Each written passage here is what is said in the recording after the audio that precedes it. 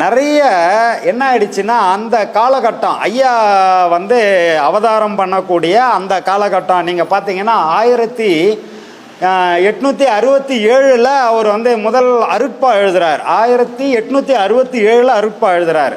அப்போ 1850 வந்துட்டார், அவதாரம் பண்ணியாச்சு. 1850 அவதாரம் பண்ணிட்டார். 867 அவர் வந்து அருட்பா எழுதுகிறார். அப்போ இந்த 17 வயசு இடைப்பட்ட இந்த 17 வயசில் சின்ன குழந்தையிலேயே அவர் வந்து அப்படியே அந்த தெருவழியாக இங்கே நம்ம சென்னையில் தான் ஏழு கிணறுன்னு ஒரு இடத்துல அவரோட அண்ணன் வீடு. இவங்க ஆக்சுவலாக வந்து இந்த பக்கம்தான், இல்லை பொன்னேரி அவருக்கு மாமியார் வீடு, அக்கா வீடு. அது அக்கா பொண்ணு தான் அவர் கட்டிக்கினார். பொன்னேரி மாமியார் வீடு அவருக்கு. அவர் இந்த பக்கம் இருந்தால் அவங்க அப்பா வாத்தியார் வேலை செய்து இறந்துட்டார். அவங்க இப்போ சென்னைக்கு வந்துட்டாங்க. சென்னைக்கு வந்து ஏழு கிணறுன்னு சென்னையில் ஒரு இடம், அந்த இடத்துல தான் வந்து இருக்கார். அவங்க அண்ணன் பேர் சபாபதி பிள்ளைன்னு. அவர் வந்து சொற்பொழிவு செய்கிறது தான் அவருக்கு வேலை. செட்டியார் சொந்த செலவில் அவர் வந்து தினம் நீ வந்து சொற்பொழிவு பண்ணு, மக்கள் வந்து இந்த 2 மணி நேரம் அதை கேட்கணும். அப்படி சொற்பொழிவை கேட்டாங்கன்னா அவங்க நல்ல நிலைமையில் நெறிப்பட வாழ்வாங்க. அதுக்காக என்னால் ஆன உதவியை நான் செய்கிறேன்னு சொல்லி அவர் ஒரு சபதத்தோடு அதை செய்துக்கிட்டு இருக்காரு. அப்படி செய்கிறதுல சபாபதி பிள்ளைன்ற வள்ளலார் அருட்பிரகாச வள்ளலாரோட அண்ணன் தான் அதுக்கு போய்கிட்டு இருக்கார் சொற்பொழிவுக்கு. இது தொடர்ந்து நடந்துக்கிட்டு இருக்கு. இப்படி நடந்துக்கிட்டு இருக்கிற காலகட்டத்தில் திடீர்னு ஒரு நாள் அவருக்கு உடம்பு சரியில்லை, காய்ச்சல், மிகப்பெரிய அளவில் காய்ச்சல், ரொம்ப குளிர், வெளியே போக முடியல. ஆனால் மக்கள் அங்கே கூட்டிகிட்டாங்க. இவர் போய் ஆகணும், வேறு சூழ்நிலை இல்லை. அப்போ என்ன சொல்கிறாரு, மக்கள் எல்லாம் வீட்டுக்கு அனுப்பிச்சிடணும், ஏன்னா என்னால் போக முடியாது. அப்போ போக முடியாத சூழ்நிலையில் அவங்கள அனுப்பணும். அப்போது அங்கே இப்போல்லாம் ஃபோன் வசதியெல்லாம் அப்போ கிடையாது. அப்போ உடனே என்ன பண்ணுறாரு, நீ தம்பியை கூப்பிட்டு வள்ளலாரை கூப்பிட்டு நீ போயிட்டு அவர் ஐயா கிட்டே போய் இன்றைக்கி அண்ணனுக்கு உடம்பு சரியில்லை, வர முடியாது, எல்லோரும் வீட்டுக்கு அனுப்பிச்சிட சொல்லுங்கள், நாளைக்கு தான் அவர் வரும்னு சொல்லிட்டு வந்துடுறான்னு அனுப்புகிறாங்க. அப்போ இவர் போகிறார். அந்த வழியாக போகிறப்ப ஔவையாரோட பாடலை அங்கே திண்ணை மேலே உட்காந்து சொல்லுவோம். அப்போல்லாம் திண்ணை பள்ளிக்கூடங்கள் தான், வாத்தியார்லாம் திண்ணை மேலே 10 பசங்களை உட்கார சொல்லிக் கொடுப்பா, அவர் தான் வாத்தியார். அப்போ ஓதாமல் ஒரு நாளும் இருக்க வேண்டாம், ஒருவரையும் பொல்லாங்கு சொல்ல வேண்டாம், இந்த பாடல் ஔவையாரோட பாடலை சொல்லிக் கொடுக்கும்போது வள்ளலார் அந்த இடத்த கிராஸ் பண்ணி, இந்த உலகத்தில் வேண்டான்னு சொல்கிறதுக்கு இறைவன் எதையும் படைக்கலை, எல்லாம் வேணும், நல்லதும் வேணும், கெட்டதும் வேணும்.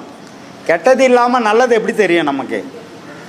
வெயிலில் நின்னா தான் நிழலோட அருமை தெரியும். அப்போ கெட்டது அவசியம் தானே.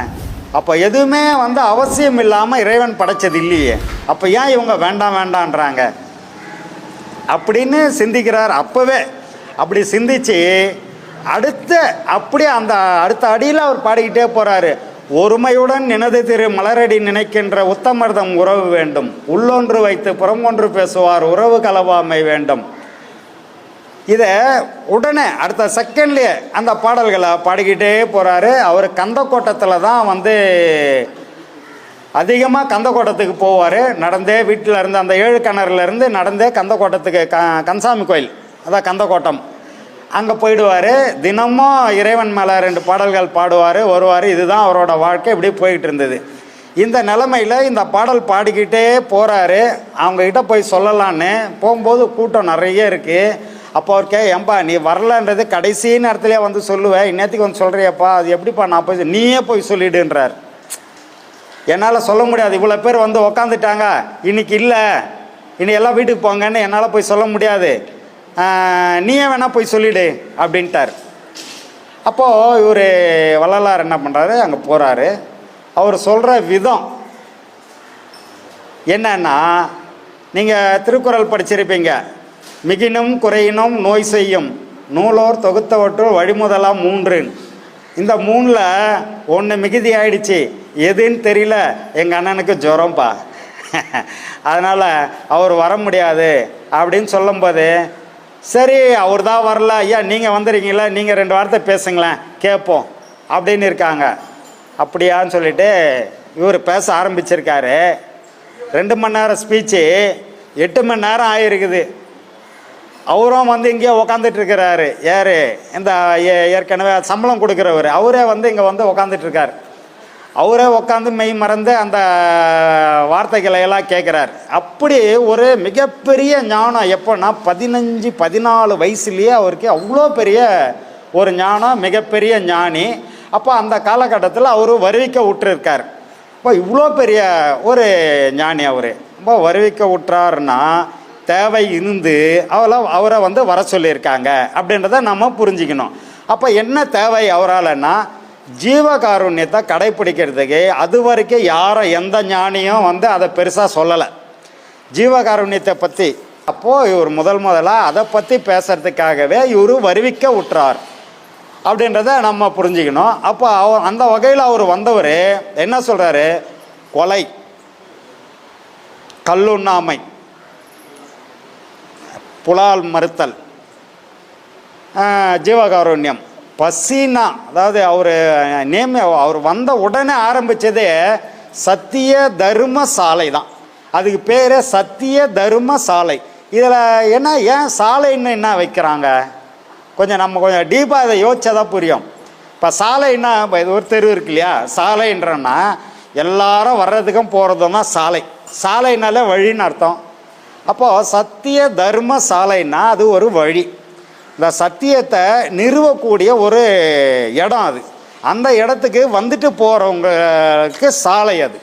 இப்போ சத்திய தர்ம சாலைன்னு அதை ஆரம்பித்தது முதலாக 1869 வடலூரில் ஐயா அதை ஆரம்பித்து சத்திய தர்ம சாலைன்னு ஒன்று ஆரம்பித்து விளக்கை ஏற்றி அன்னைக்கு கொளுத்துறாங்க அந்த அடுப்பு.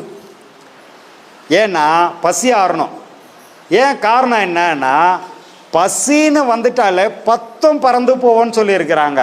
10 என்னன்னா என்ன மாதிரி ஆளே இல்லை, ஊரில் நான் தான் பெரிய ஆள், என் கௌரவம்னா என் அந்தஸ்துன்னா எனக்கு பின்னாடி என் தாத்தா என் முப்பாட்டை எப்படி வாழ்ந்தவங்க இந்த ஊரில் கொடி கட்டு ஆஹா ஓஹோ எல்லாம் பேசிடுவான். ரொம்ப பசிச்சிச்சுன்னா எப்படியா இருந்துட்டு போகுதுப்பா, என் வீட்டில் நீ வேலை செய்ததான்ப்பா உண்மைதான்ப்பா, உன் வீட்டில் ஐயா எனக்கு ஒரு பிடி சோறை போடுறாப்பாவின்னு நின்றுவான். என்னப்பா உன் குளம்லாம் பெரிய எப்பா அதெல்லாம் விட்றா, நான் சும்மா தெரியாமல் சொல்லிட்டேன், தயவுசெய்து ஒரு பிடி சோறு போடுன்றுவான். ஏன்னா இந்த பசி அப்படி பண்ணிடும். இப்போ 10 பிறந்தவன் உன்னோட படிப்பு நீ எந்த அளவுக்கு பெரிய அளவில் படித்தவனோ அங்கே ஒன்றுமே இல்லை.